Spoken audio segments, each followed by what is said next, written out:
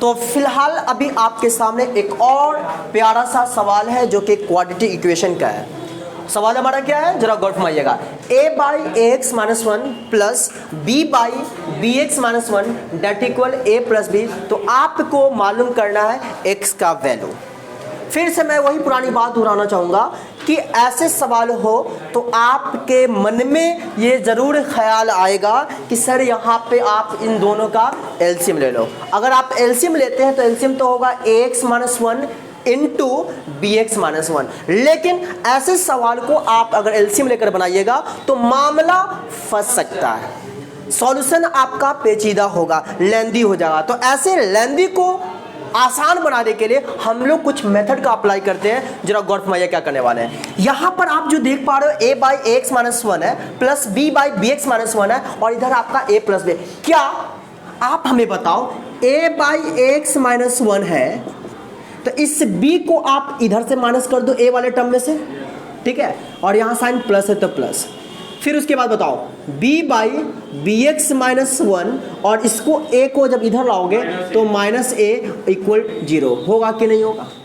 लेकिन अब आपके मन में सवाल आया होगा सर आप a वाले टर्म में से b को क्यों घटाएं, आप a वाला में से a वाले को घटा देते,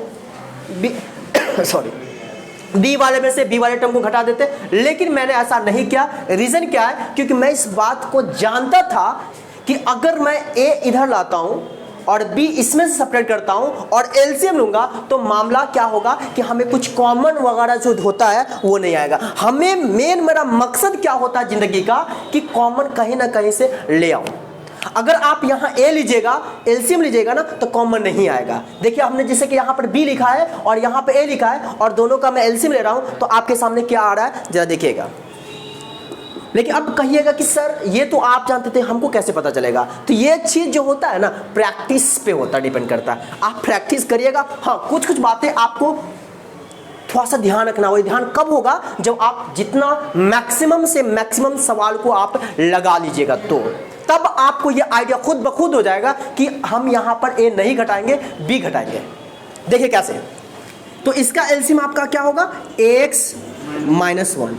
इससे इसको डिवाइड करोगे 1 आएगा, 1 को a से मल्टीप्लाई करोगे a, यहाँ माइनस है तो माइनस, 1 को इससे मल्टीप्लाई डिवाइड करोगे x माइनस वन और x माइनस वन को b से मल्टीप्लाई करेगा तो आएगा ऐसा रुक जाए कि स्टेप बढ़ा ही देते हैं, ऐसा हो जाएगा है या ना।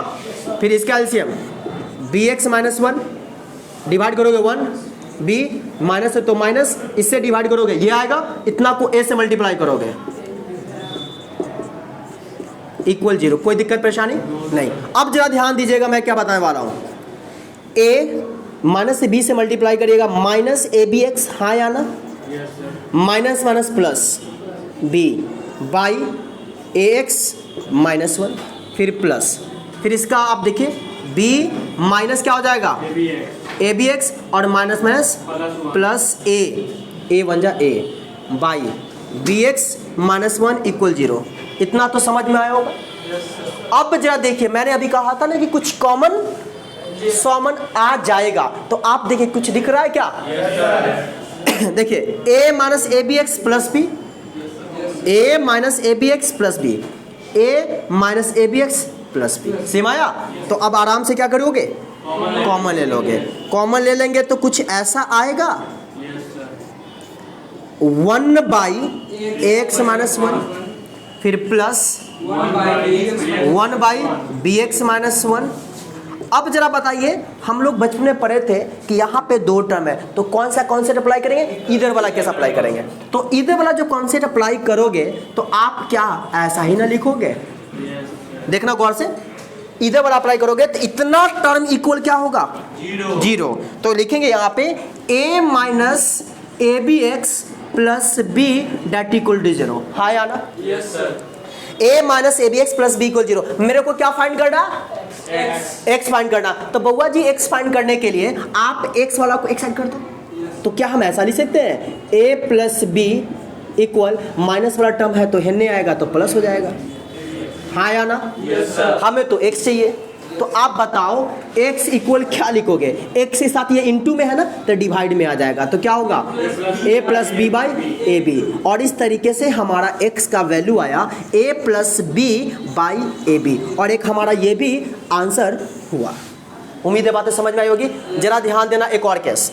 अब फिर इधर वाला कॉन्सेप्ट अप्लाई करेंगे तो आप समझ रहे होगे कि मैं क्या करने वाला हूं। समझ रहे हो?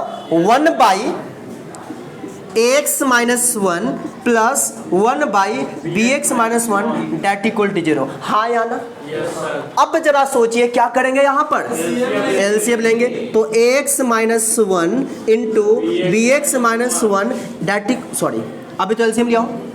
अब बताओ इतना से इतना को पूरे को डिवाइड करोगे तो आपका ax माइनस 1 टर्म कैंसिल हो जाएगा, बच जाएगा bx माइनस 1, और इस bx माइनस 1 को 1 से मल्टीप्लाई करोगे तो बेशक आप समझ सकते हो कि सर यहाँ पे bx माइनस 1 होगा। साइन यहाँ प्लस है तो प्लस लिख दो। फिर आप उसके बाद इससे इस पूरे टर्म को डिवाइड करोगे तो bx माइनस 1 से bx माइनस 1 कैंसिल हो जाएगा, क्या बच गया ax माइनस 1, तो यहाँ लिखोगे ax माइनस 1 इक्वल 0। हाँ या ना? अब देखिए bx प्लस ax, सुनो bx प्लस ax और माइनस 1 माइनस 2। अब बताओ क्या हम क्रॉस मल्टीप्लाई करिए 0 इंटू इतना, तो क्या इक्वल टू 0 लिख सकते हैं? Yes sir. हमें क्या चाहिए? x। तो x वाला टर्म रहने दो इधर, और बिना x वाले टर्म को राइट साइड भेज दो। क्या लिखेंगे? 2। कैसे x का वैल्यू फाइंड करें? कॉमन लेंगे, x कॉमन लेंगे तो क्या लिखेंगे? b प्लस ए या a प्लस बी, एक ही बात है। तो आपका आंसर जो हो जाएगा x equal 2 by a plus b, और यही आपका x का वैल्यू आंसर हुआ। एक ये आंसर हुआ और एक ये आंसर हुआ। उम्मीद है आपको बातें समझ में आई होगी। तो फिर से मैं बताना चाहूँगा, जिंदगी में हमेशा एक बात का रखिएगा ख्याल कि जहाँ भी कॉमन सॉमन आए कॉमन ले लिया करना, नहीं तो मामला फंस जाएगा। सोचो अगर यहाँ पे आप कॉमन नहीं लेते, एलसीएम लेते, तो कहाँ से कहाँ चले जाते? बिहार से दिल्ली पहुँच जाते। आंसर भी आता है या ना आता है इसकी गारंटी भी नहीं है ना? चलिए ठीक है, उम्मीद है बातें समझ में आई। अगर समझ में आ रही है तो चैनल को सब्सक्राइब करें। Thank you.